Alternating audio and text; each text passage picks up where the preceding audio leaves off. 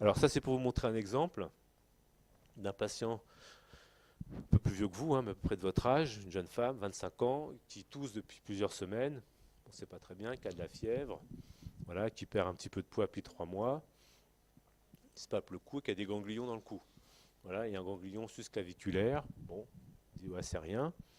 Et puis on lui fait une radio de thorax simplement pour voir s'il n'y a pas une infection ou quelque chose comme ça. Et là, vous voyez, qu'est-ce qu'on voit? On voit une grosse boule ici, vous voyez, qui est autour de la trachée, hein, dans le médiastin. Alors qu'elle est dans le médiastin antérieur, hein, puisque quand on fait la radio de profil, vous voyez que vous avez ici euh, l'image médiastinale antérieure, enfin, qui est normalement qui est une clarté, hein, qui est remplie par cette tumeur médiastinale et qu'on voit mieux ici au scanner. Hein, vous voyez ici normalement, vous n'avez rien devant, vous avez une grosse masse ici d'ailleurs qui englobe les vaisseaux, la aorte et la veine cave ascendante. Donc ça c'est ce qu'on appelle une tumeur médiastinale, hein, qui comprimait les nerfs ici pneumogastriques et compagnie, ce qui expliquait pourquoi la patiente toussait et qu'il y avait des ganglions cervicales. Et quand on fait la biopsie de cette patiente, eh bien, on trouve le diagnostic de lymphome.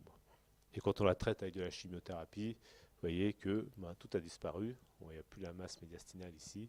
Et c'est une patiente qui est en rémission complète et qui a guéri. Bon, ça, c'est un exemple typique, hein, d'une tumeur médiastinale qui n'était pas évidente à voir. Et c'est sur la clinique, parce que la patiente avait toussait, qu'elle n'avait pas eu du poids, qu'elle avait de la fièvre qui durait et qui ne faisait pas tellement infection virale, où normalement ça disparaît en 15 jours, qu'on a fait la radiographie et qu'on a fait le diagnostic de lymphome avec la biopsie du ganglion